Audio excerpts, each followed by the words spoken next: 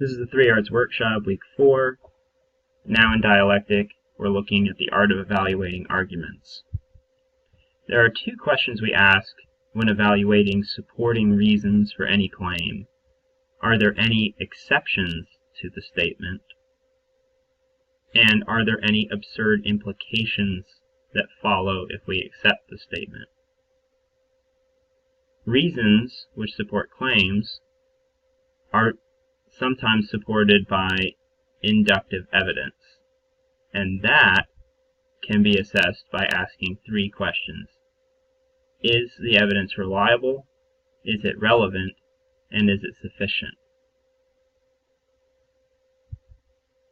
Let me show you how these questions can be helpful when you're evaluating any argument.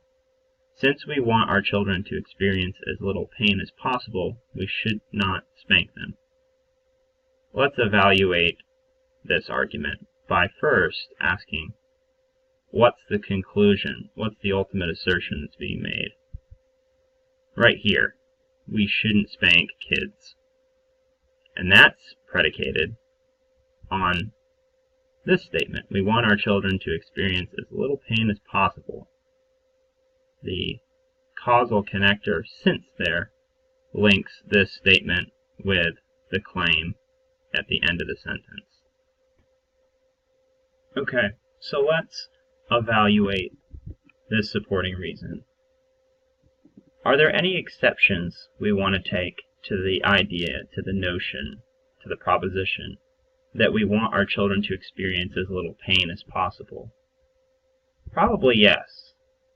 Because we might ask this question, wouldn't we allow children to experience some pain if that pain allowed them to grow? Already we're beginning to doubt this premise of the argument. We might also ask the question, are there any absurd implications that result from embracing this supporting reason? Yes. We might ask, should we then never allow our children to play outside for fear that they get hurt?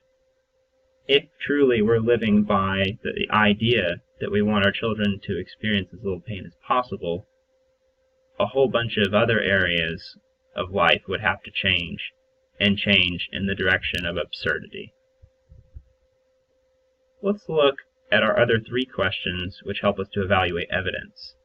Here's an argument. Cigarettes should be banned because they hurt people. The Center for Disease Control reports that cigarettes are responsible for almost 500,000 deaths in the U.S. every year.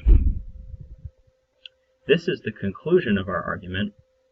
The argument is ultimately asserting that cigarettes should be banned, and it's predicating it on this idea that they hurt people, because is our causal connector.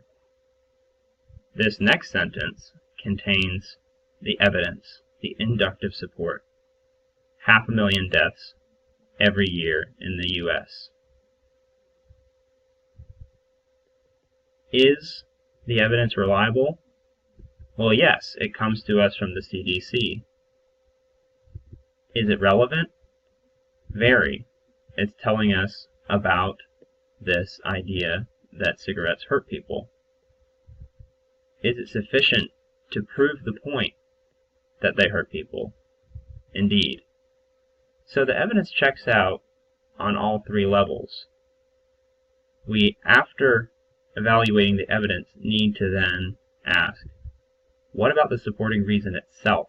What about that supporting reason that the inductive evidence supports? Is that sound? Now we ask our 2 questions. Are there exceptions to this idea that cigarettes hurt people? Well, no, really. It'd be very hard to demonstrate that cigarettes don't hurt people in even the smallest minimal way. It's a pretty comprehensive statement. We might ask, are there absurd implications that follow from embracing this argument on these grounds?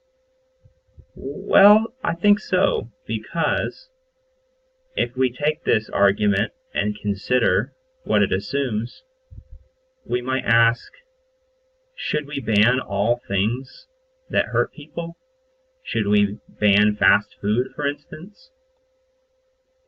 If we run this reductio ad absurdum, we put the reasons supporting the claim into significant doubt. To wrap it up then, the two questions we ask about any supporting reason for an argument are there any exceptions, and are there any absurd implications which follow from embracing this statement? And the three questions we use to evaluate inductive evidence are, is the evidence reliable, is it relevant, and is it sufficient? For the quiz, you have to memorize these 5 questions. First, the 2 questions for reasons, and the 3 questions for evidence.